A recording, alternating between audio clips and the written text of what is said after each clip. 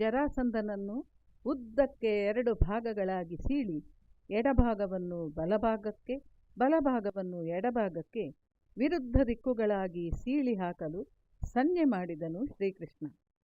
ಕೃಷ್ಣನ ಸೂಚನೆಯನ್ನು ಪಾಲಿಸಿದವನು ಭೀಮಸೇನ. ಜರಾಸಂಧನು ಮರಣವನ್ನಪ್ಪಿದ. ಕೃಷ್ಣಾರ್ಜುನರು ಭೀಮಸೇನನನ್ನು ಪ್ರಶಂಸಿಸಿದರು. ಕೂಡಲೇ ಮಗಧ ಅಂತಃಪುರವನ್ನು ವಶ ಮಾಡಿಕೊಂಡು ಜರಾಸಂಧನ ಮಗನಾದ ಸಹದೇವನೆಂಬುವವನನ್ನು ಕರೆದುಕೊಂಡು ಗಿರಿದುರ್ಗದ ಪಾತಾಳ ಗೃಹದಲ್ಲಿ ಜರಾಸಂಧನು ಬಂಧಿಸಿಟ್ಟಿರುವ 100 ಮಂದಿ ರಾಜಪುತ್ರರಿಗೆ ಬಂಧ ವಿಮುಕ್ತಿ ಮಾಡಿಸಿದನು ಕೃಷ್ಣ.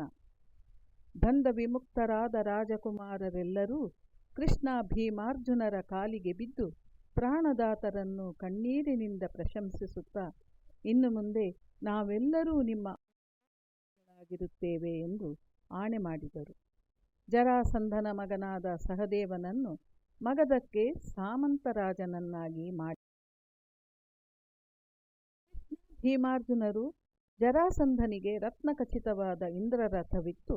ಭೀಮಸೇನನಿಗೆ ಜರಾಸಂಧನ ಮಗನು ಇಂದ್ರರಥವನ್ನು ಕಾಣಿಕೆಯಾಗಿ ನೀಡಿದನು. 2 ದಿನಗಳ ನಂತರ ಜರಾಸಂಧನ ಅಪಾರ ಧನರಾಶಿಯನ್ನು ವಶಪಡಿಸಿಕೊಂಡು ವಿಜಯಗರ್ವದಿಂದ ಇಂದ್ರಪ್ರಸ್ಥಕ್ಕೆ ಪ್ರಯಾಣ ಮಾಡಿದರು.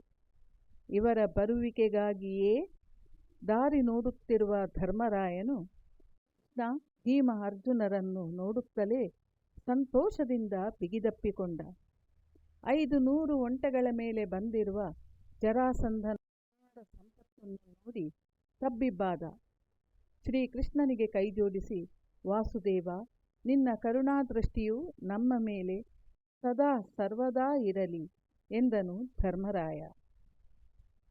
ಜರಾಸಂಧನ ವಧೆಯಿಂದ ಪ್ರಾರಂಭವಾಗಿದೆ ರಾಜಸೂಯ ಯಾಗ.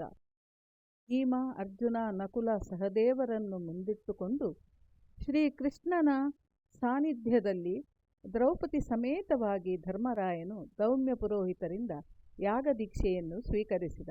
ಇದನ್ನು ನೋಡಿ ಆನಂದಭರಿತಳಾದಳು ಕುಂತಿ. ಮರುದಿನವೇ ಶ್ರೀಕೃಷ್ಣನು ದ್ವಾರಕಾವತಿಗೆ ಹೋದನು. ಶುಭ ಮುಹೂರ್ತದಲ್ಲಿ ಭೀಮ, ಅರ್ಜುನ, ನಕುಲ, ಸಹದೇವರು ಜೈತ್ರಯಾತ್ರೆಗೆ ಹೊರಟಿದ್ದರು. ಪೂರ್ವ ದಿಕ್ಕಿಗೆ ಭೀಮಸೇನನು, ಉತ್ತರ ದಿಕ್ಕಿಗೆ ಅರ್ಜುನನು, ಪಶ್ಚಿಮ ದಿಕ್ಕಿಗೆ ನಕುಲನು, ದಕ್ಷಿಣ ದಿಕ್ಕಿಗೆ ಸಹದೇವನು ಸೈನ್ಯ ಸಮೀಕರಣೆ ಮಾಡಿಕೊಂಡು ಚೈತ್ರಯಾತ್ರೆಗೆ ಹೋಗಿಬಿಟ್ಟರು. ಧರ್ಮರಾಯನ ರಾಜಸೂಯ ಯಾಗದ ನಿಮಿತ್ತವಾಗಿ ಅನೇಕ ರಾಜರಿಂದ ಅಪಾರ ಹಣವನ್ನು ಸಂಗ್ರಹಿಸಿದರು. ಕೆಲವರ ಜೊತೆ ಕೂಗಾಡಿ, ಕೆಲವರ ಜೊತೆ ಮಾತನಾಡಿ, ಸಾಮ, ದಾನ, ಭೇದ, ದಂಡೋಪಾಯಗಳಿಂದ ಅನಂತ ಧನರಾಶಿಗಳನ್ನು ತಂದು ಇಂದ್ರಪ್ರಸ್ಥದ ಧನಾಗಾರಗಳನ್ನು ತುಂಬಿಸಿದರು ಭೀಮಾರ್ಜುನ ನಕುಲ ಸಹದೇವರು. ಪಾಂಡವರ ರಾಜಸೂಯ ಯಾಗಕ್ಕೆ ಆಹ್ವಾನಗಳು ಸಿದ್ಧವಾಗಿವೆ.